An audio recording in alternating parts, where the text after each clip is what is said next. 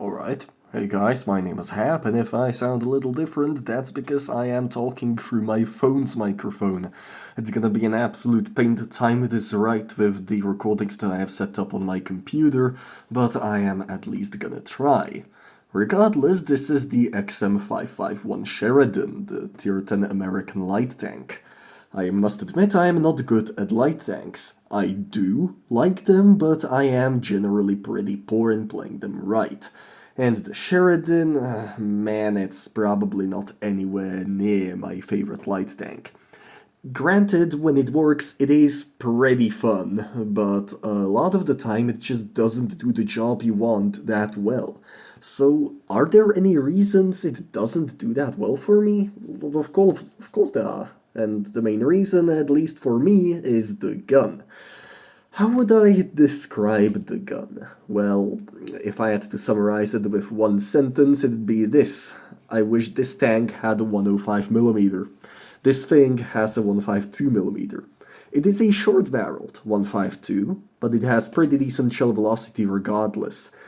10 degrees of gun depression and good capability on the move. Also pretty good alpha, 560 for 9680. And that is really all that I like about the gun. I really am not a fan of this thing, and I'd much rather prefer a consistent 105mm with better penetration and accuracy with 350 alpha. I'm currently on the road to the Vickers Light, which is more of what I want than the Sheridan. So why don't I like it? Well, the penetration could be a good start. Yeah, I get it, it's a short, large caliber gun on a light tank. The T-49 wasn't really a problem for me, mainly because that played more like a shotgun. You got close to the enemy, flanked around them, and then fired HE most of the time because the alpha was pretty good for the tier. In Tier 10 it's a little different for me. 240 penetration with calibrated shells ain't that good. Sure, it'll be enough for a lot of tanks, but it motivates me to not flank around, but to load heat with 340 pen. The T-49 didn't have this issue because it doesn't have premium heat, the HE is premium. You had the option of flanking the enemy and unleashing a big punch or splash with HE. Another one of my problems with the tank is the pretty bad accuracy. Granted, it is a 152, but most 152s in this tier have under 0.38 dispersion. The base aim time isn't that good either. Thankfully, the gun does hit pretty often on the move, but missing a few shots every battle is pretty frustrating. You can always mitigate the chances of that happening by moving closer, but as I said, I am more leaning towards just spamming the heat. So to summarize this section, this gun is not my cup of tea, and I would appreciate the option of a 105, but hey, we can't have everything. The armor is an odd thing on the Sheridan. You're really big. Like, compared to the other light tanks, you are truly a chonker. The Bat Chat is easily the smallest Tier 10 light, well, at least out of the three that we have right now. It isn't much of a problem, you're still decently sneaky and you can get a lot of shots in without getting spotted, as long as you keep your distance. So, what's the most frustrating part about the armor profile? Well, it's almost completely spaced. I don't know what was going on in the balance department at the time when they thought of that idea. The hull is entirely spaced. The only real weak points are the lower plate at the front and the lower plate at the back. Other than that, the sides and rear of the turret. The front is kind of unreliable to go through. A lot of HE shells won't bend the hull often. People usually just use regular ammo against this thing, and sometimes even that doesn't work, and you may get away with a rare bounce or three. But don't rely on that. Play this thing like you don't have any armor, which is true in reality. Your HP pool is perfectly usable for the tier. Preserving your health is of course fairly important with this thing, even though it's pretty alright at HP trading.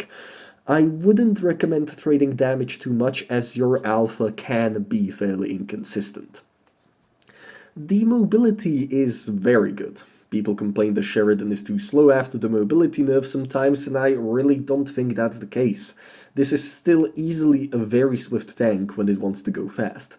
65 forwards, 22 backwards, that's the worst out of the 3 lights at this tier, but it is still pretty good. What I mean is that the mobility is the worst out of the 3 lights in this tier, but it's still very good and will serve you well. So how do I run this thing? Well, obviously calibrated shells, those are the must, seeing the penetration values and the fact you have high pen heat. Then improved modules and optics, though surprisingly camo is an option as well. Then the gun length drive, though supercharge is also an option, then improved assembly and the engine accelerator. After that, either the stabilizer or the refined gun. I am leaning towards the stabilizer as you fire on the move a lot. I don't really run completely full equipment on tanks I don't play often, but I'd recommend the toolbox and consumable delivery system.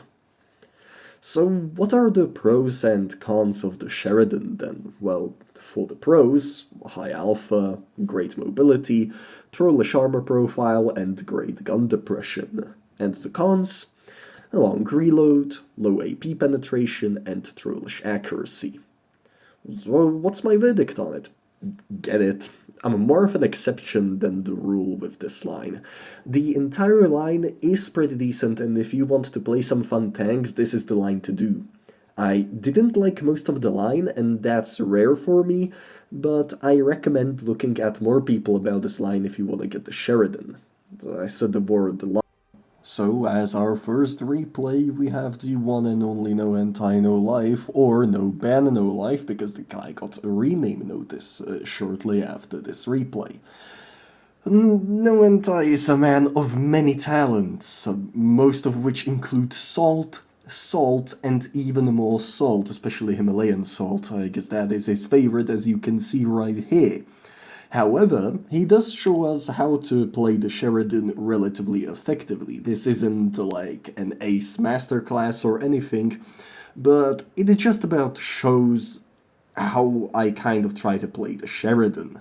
Of course, the first, most important thing is getting up an early spot, and getting into a nice place from which you can overlook a lot of the map. This is one such place on Port Bay. If you're a light tank, you don't know where to go here, I guess. That was a wonderful shot on what I assume to be is an Object 140, because my preview settings are currently messing around with me. However, this is gonna be a problem. You see that VK? Yep. VK-72 is one of those tanks where even the heat will kind of struggle if the VK is in the right spot. Then there's a nice shot on the Yak Tiger, and of course take that up and you can see that he's aiming for the tracks.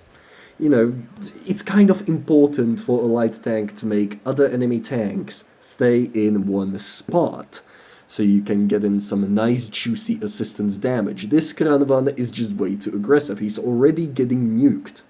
So he does the nice thing, loads HE, plops it in back, damages his ammo rack. You should do that a lot in the Sheridan, you know, switching ammo types. Ammo type knowledge is especially important for a tank like this that struggles to have very high damage gains, mainly due to its pretty long reload time. You can already see that that No Hentai has already taken quite a big shot to his face, and his situation isn't gonna become much better. Now you can see that he's looking for some cheeky shots, and there you go, that's a nice one on the Yak Tiger, a low roll, but you are supposed to expect that in the Sheridan quite often.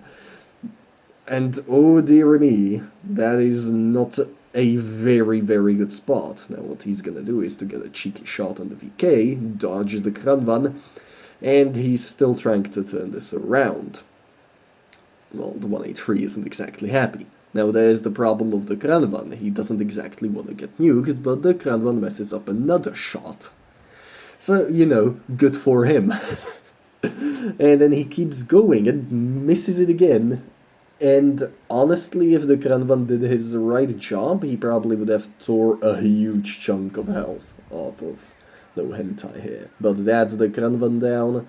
We're well past 4k damage, and now there is the ML2 to deal with. So this is really kind of how I try to play the Sheridan. I will demonstrate that in my own replay later on, but this is really just a hit and run tank. Of course, no hentai doesn't exactly run most of the time, but he sure tries to hit, and that's what mainly wins the game. The fact that he is relatively well aware of the enemy team, and now you can see there is only the VK-72 left.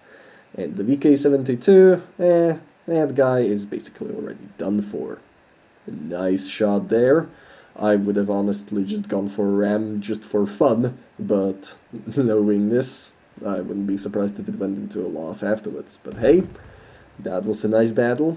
If I recall correctly, it is also a first class. Well over 5,000 damage. Very nice. Very nice display. Almost 6,000, yet no ace.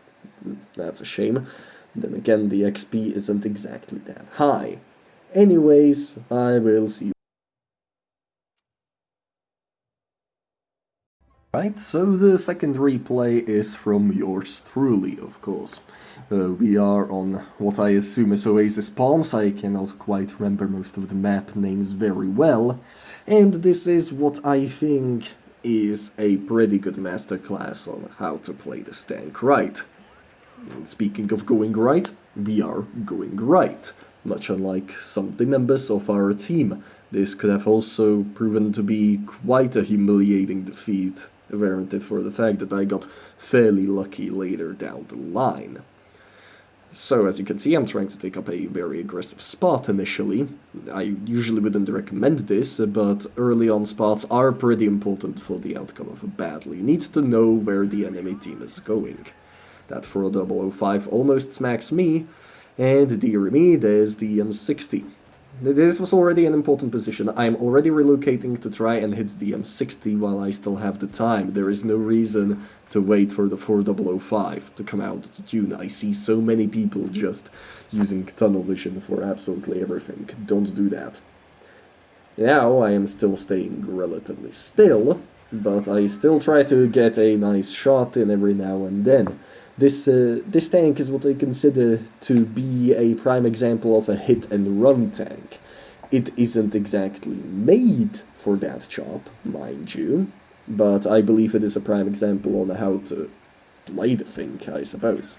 This is an unfortunate shot. If you think I am rambling so far throughout these two replays, you are correct. I am currently running on the residual energy that I have from the rest of my day. And there we go, that is a T-54, and you can see I got smacked. I then smacked the poor little guy in return, and I think that was a HE shell to the rear of my turret. Props to the enemy E-75, he actually has proper knowledge of the Sheridan's armor profile. I tried to reset the base there, I messed up, and the gun didn't exactly help me. What is important right now is that I reduce that base. Because if I don't, that's just an automatic loss, really. So, let us aim a bit. There's the Sheridan. There he is. We'll load in it. And just pop in the HE. Splashing. Nice. So, as you can see, I am already not too well off on health, and it's not gonna get better from here. However, I am trying to relocate a little, just to assist the E100. The C75 has the right idea. He's looking at a tank with lower health. He needs to take him out of the game. But what is also important for a tank like the Sheridan is to catch these tanks unaware.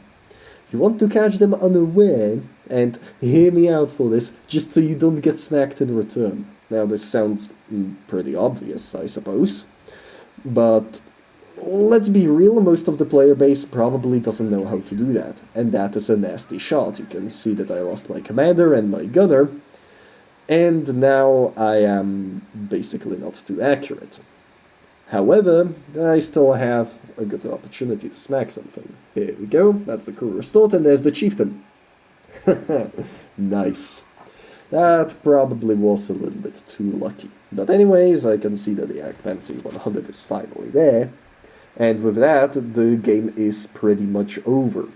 We've done a good amount of spotting, we've done a good amount of hit and running, and mostly hitting, and now all of that has finally paid off somehow. So, would I recommend the Sheridan in the end? I suppose I would. I wouldn't recommend it for someone who doesn't like slightly derpy tanks. I did not like almost the entirety of the Sheridan line, mainly due to those guns. I was perfectly fine with the mobility, perfectly fine with the view range and everything like that. These tanks are relatively dynamic, it's just that the gun is always way too annoying for me. Anyways, we are almost at the end of the battle. We have somehow lost the Centurion, probably because he wasn't even doing anything. And let's just plop a nice cheeky shot, and there we go. That is just about all we can do in this battle, since the Jagdpanzers is already well on its way. Nice. So, that has been it from me. My name is Hab. If you somehow liked this video, feel free to like, comment, subscribe, whatever. And I will catch you guys later. The next video is about the AMX 30 prototype. Anyways, catch you guys later, and bye-bye.